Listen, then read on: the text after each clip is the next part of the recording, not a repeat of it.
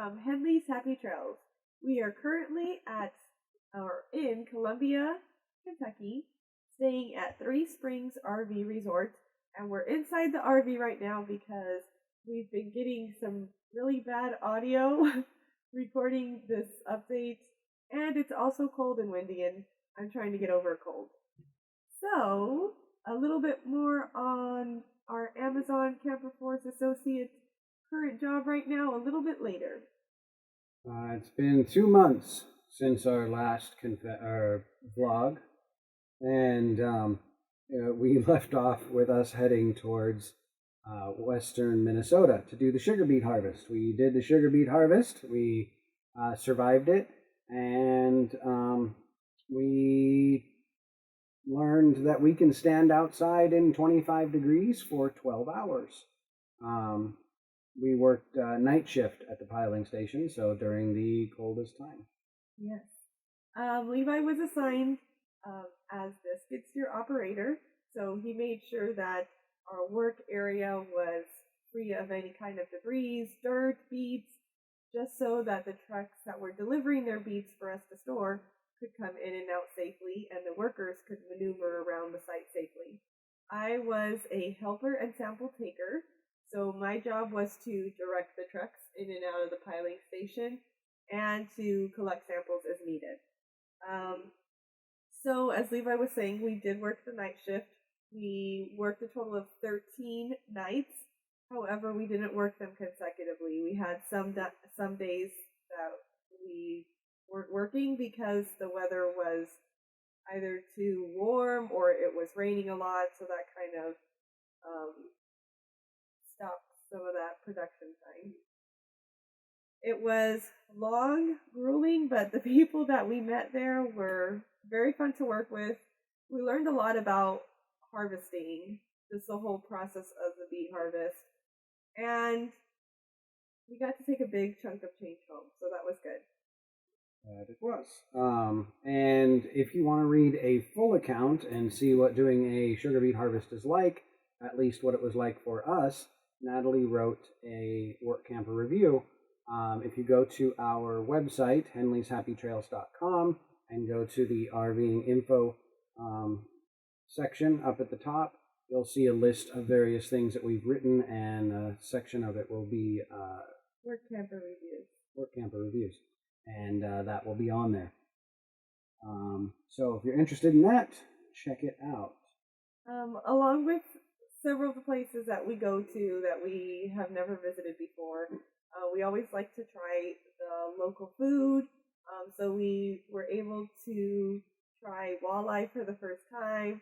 Of course, we sampled the local beers, and we also got a chance to sample a popular Upper Midwest pastry, which is lefse.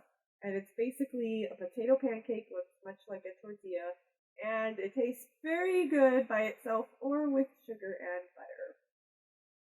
We took off in mid-October, and we didn't have to be in Kentucky until Halloween, so we had a couple of weeks, so we decided to make a couple of stops along our travels. Our first stop was to the Mall of America. I wasn't particularly interested in that, but Natalie convinced me, and it turned out to be a really fun stop. We didn't spend too much time there. I think we spent a good 4 hours there probably. And they have the Lego store, which actually has these large sculptures made entirely of millions of Legos. They have a transformer and a tiger and whatnot. That's really cool to see. I also got to test out one of the new virtual reality machines that are on the market, and I haven't really experienced any of the modern virtual reality things, so that was really neat to be able to do as well. Our next big stop was in Chicago, and Levi was very brave, and he drove through the metropolis at night during rush hour, and we were able to avoid any low bridges and make it to our destination safely. So good job, Levi. Good job. I closed my eyes, and when I heard Natalie scream, I moved into the other direction. Yep, that's pretty much how we drive through major cities. Yeah. I'm thinking about getting a blindfold, especially for like major city driving. But little tip, if you're driving into Chicago and you're on the main highway, there are a lot of toll booths. Like every 4 miles, there's another toll. Like I believe I paid the toll to pay the toll to pay the toll and so on. It was like it costs like $30 to get into Chicago. So Yes. And there's pretty much only one place that you can stay at overnight or for consecutive nights, which is McCormick Place. It is the largest convention center in North America, and it has specific parking sections for buses and RVs. The specific name of that parking area is McCormick Place Truck Marshalling Yard, just to make sure. We found specifically. Did I say that right? Yes. Okay. Hold on, I need to blow my nose. So, we found out about this parking area through our All Stays app, allstays.com, which is a program, and there's also an app that goes along with that program.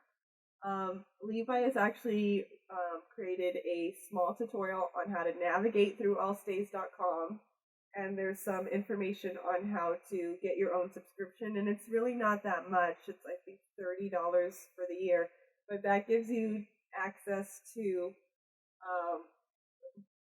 road grades, bridge heights, as well as RV parks throughout the nation, Walmart parking lots, Cracker Barrel parking lots, truck stops, a lot of big box stores that allow parking or that have or that are large enough to park an RV in, even if they don't allow overnight. You can filter through all those. It'll tell you where the propane is, where dump stations are, where rest stops, and on and on and on. I honestly don't know what I would do now traveling without having that resource available to me. Right. Allstays.com actually gave us the route to take to get to the McCormick Place parking lot, and the route allowed us to avoid any of the many low bridges that are located in Chicago. It gave us the description. It gave us the contact information, the phone number, the website. You can go onto the website for McCormick Place and reserve a parking lot space, but we ended up just calling them and making sure that they still had available slots, and they said yes, so we just came on in that night, paid our $35 per night, and we were fine. Yeah, and if you are unfamiliar with All Stays, little I just popped up. You can click that and check out the All Stays video that I made, or by simply going to henleyshappytrails.com or our YouTube channel, you can find that video. Yes, and going back to the $35 a night, I know that sounds very steep, but this is a location that is only blocks away from downtown Chicago. We never felt unsafe in the parking lot. There was always a security guard going in and out of the area that we were at throughout the whole parking lot area, actually.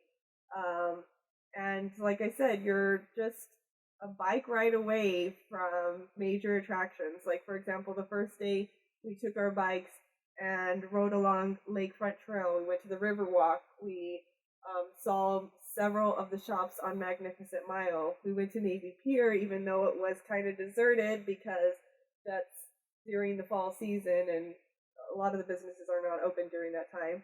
But we were able to try deep dish pizza at Gino's Pizza.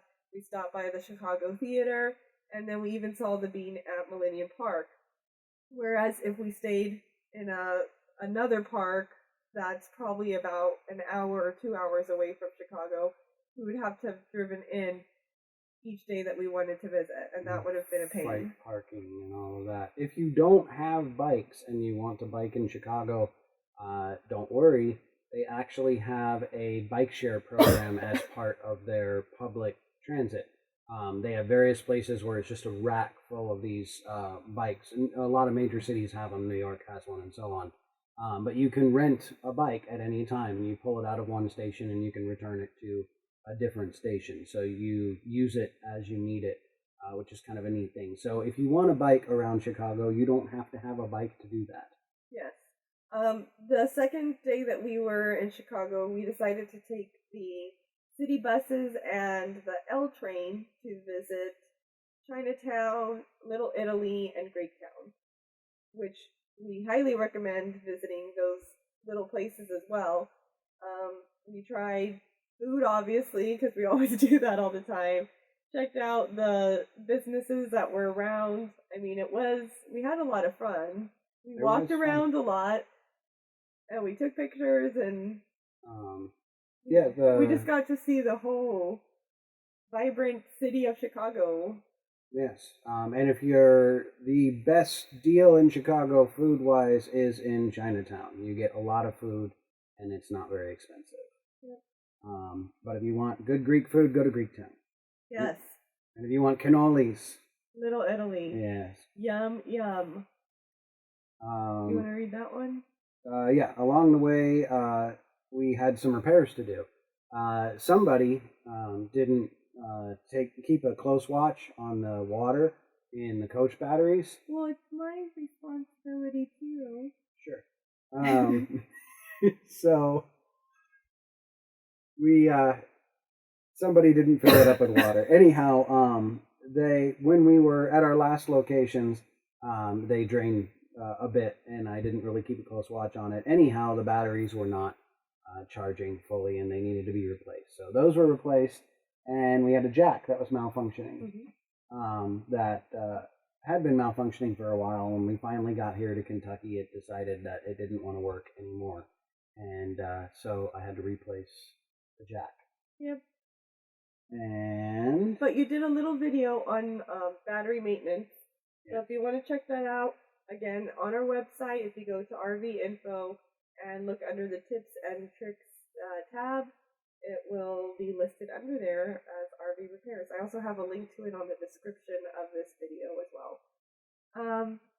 So overall, we drove through 5 states: Minnesota, Wisconsin, Illinois, Indiana, and now we're here in Kentucky, completing the rest of the year as Amazon Camper Force Associates. We're kind of excited because we got the day shift this year. Last year we did night shift and it was really hard on our bodies. We are in the stow department, so our main job is pretty much to grab a cart full of merchandise, take said cart to bins and storage areas and store the items, and then pickers come and collect the items based on whatever the customer orders. So Levi likes to call our job title Space Finders. because it sounds more awesome, and it's actually what we do. If you were interested in Amazon, you'll have to stay tuned for our the full experience that we had here to come out. But Natalie has written a work camper review, same section as before, about our previous Amazon experience, which was in Haslett, Texas. So if you're interested in seeing what it's like to work at Amazon, at Haslett, Texas anyway, check out her article. So we had been working 6 days in a row, 10 hours each day, but we decided to give ourselves a little break because the one day that we had off, we would do any errands that we needed to run, like laundry, getting groceries, preparing for the next week, and we wanted to have this time to rest a little bit. So Levi's mom actually came to visit, and we took we didn't sign up for voluntary extra time for those days, and we were able to go and see Abraham Lincoln's Birthplace National Park, which is in Hodgenville, Kentucky, and then we took a little loop around to Lebanon, Kentucky, to a distillery where we got a free tour and got to sample the popular Yellowstone bourbon, which was quite tasty and hasn't tasted like any whiskey I've tried before. It was rather smooth. We tried a $125 version of it, which was a limited edition bourbon. But the tours was awesome, free, and it was cool to see the whole distillery, and they make moonshine there as well. So it was definitely an experience. Great. and that should catch everyone up on our travels. As far as current events go, with the new president-elect, we are unsure of where legislation stands as far as health insurance and the job market. But in the meantime, we will continue our travels. We'll continue to learn and grow with our adventures, with our work experiences, and we'll continue to share these stories that we have, these tips that we have, these reviews that we come across, in hopes that they will help current travelers or anyone that has the traveling itch. And I published a book. Oh yes, we forgot to mention that. I published a book called Photography 101, a beginner's guide. I wrote it for the reason that a lot of people ask me, as I do photography, a lot of people plop their camera on my lap and say, how do I work this thing? Because they got the fancy camera and it's got all these dials and switches, and the only thing they ever use is the little green square. That's the automatic shooting. So I wrote the book to kind of give you, tell you how your camera works and how to use that to take photographs, hopefully good photographs of your travels. The book is under $4. It's an ebook. You can purchase it off of Amazon Kindle, so you can read it on any device that you want. And from Black Friday, which obviously is past, or Cyber Monday, and all the way through till the end of December, I have dropped the price 50%. So if you're getting a camera for Christmas, you might want to get the book so you know how to use the camera. And well, that's all for now. Thank you for tuning in. Our next vlog will probably take place in Wichita, Kansas, where we will be camp hosting once again at USIRV Park. And we'll be there probably until April, May. If you would like more info on RV life, check out our website, HenleysHappyTrails.com. Subscribe to it. Subscribe to our YouTube channel. Like us on Facebook. And if you're interested in getting that photography book on the website, when you first get to HenleysHappyTrails.com, on the right-hand column, you'll see a picture of the cover of the book. Click that. It will take you to Amazon if you want to pick one of those up. So stay safe on your journeys. Don't blindfold yourself when you're going through those big metropolis areas. That's only for professionals. Happy holidays, everyone, and happy trails. Happy trails.